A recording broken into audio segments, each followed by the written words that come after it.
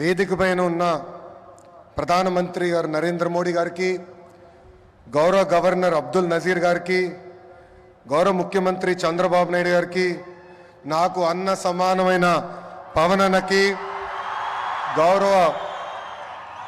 గౌరవ బీజేపీ రాష్ట్ర అధ్యక్షురాలు పురంధేశ్వరి గారికి, వేదిక పైన ఉన్న ఇతర పెద్దలకి పేరు పేరున నా హృదయపూర్వక నమస్కారాలు. హర్ ఘర్ తిరంగా, हर भारतीय के दिल में नमो. World is looking at Bharat because of नमो. मन नमो असलु प्रधानमंत्री अर्थम मार्चाరు. గత ప్రధానమంత్రిగా ఉంటే ఈ రోజు మన నమో పీపుల్స్ మ్యాన్ గా మారారు. నమో vision is global but his heart is always with Bharat. नमो मतलब गरीबों का विश्वास, नमो मतलब गरीबों का भरोसा, नमो मतलब इस देश का हौसला. పేదల చిరునవ్వు నమో, మహిళల ఆత్మగౌరవం నమో, యువత భవిత నమో, అన్నదాతల కలలో ఆనందం కూడా నమో. Viksit Bharat 2047 vision document release చేసి 2047కి భారతదేశాన్ని అభివృద్ధి చెందిన దేశంగా తయారు చేసే లక్ష్యంతో పనిచేస్తున్నారు మన నమో. 2014 నాటికి ప్రపంచంలో 11 స్థానంలో ఉన్న దేశ ఆర్థిక వ్యవస్థను నేడు 5వ స్థానానికి తీసుకువచ్చారు. వికసిత్ భారత్ 2047 లక్ష్యంతో టాప్ 1 లేదా 2 ఆర్థిక వ్యవస్థగా మార్చేందుకు మన నమో అహర్నిశలు పనిచేస్తున్నారు. నమో గారు వికసిత్ భారత్ స్ఫూర్తితో మన సిబిఎన్ స్వర్ణాంధ్ర 2047 డాక్యుమెంట్ రిలీజ్ చేశారు. దిమాగ్ ఉన్నవారు దునియా మొత్తం చూస్తారు.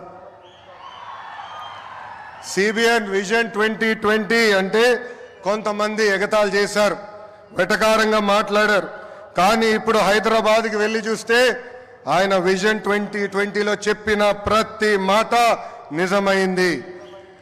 వ్యవసాయం, విద్య, వైద్యం, పరిశ్రమలు, renewable energy, ports, airports, sports, ఇలా అన్ని రంగాల్లో కొన్ని లక్ష్యాలు పెట్టుకుని పని చేయటమే స్వర్ణాంధ్ర 2047.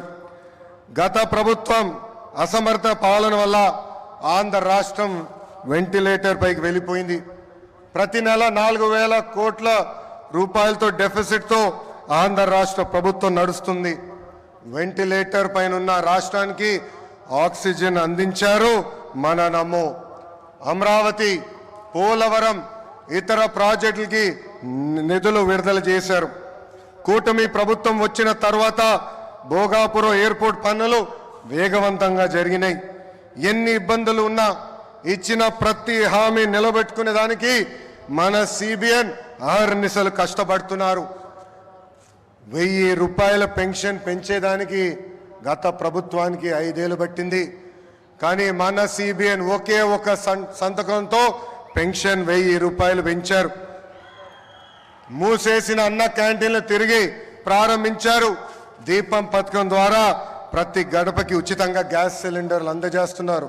త్వరలో కూడా mega DSC, that is CBN. ఈరోజు చరిత్రలోనే నిలబడే రోజు. రాష్ట్ర దశ మార్చే ప్రాజెక్టులు మన నమో శంకుస్థాపన చేయబోతున్నారు. ఉత్తరాంధ్ర ప్రజల కోరిక రైల్వే జోన్. గత ప్రభుత్వం కనీసం భూమి కూడా కేటాయించలేదు. కూటమి ప్రభుత్వం వచ్చిన తర్వాత రైల్వే జోన్ ట్రాక్ ఎక్కింది.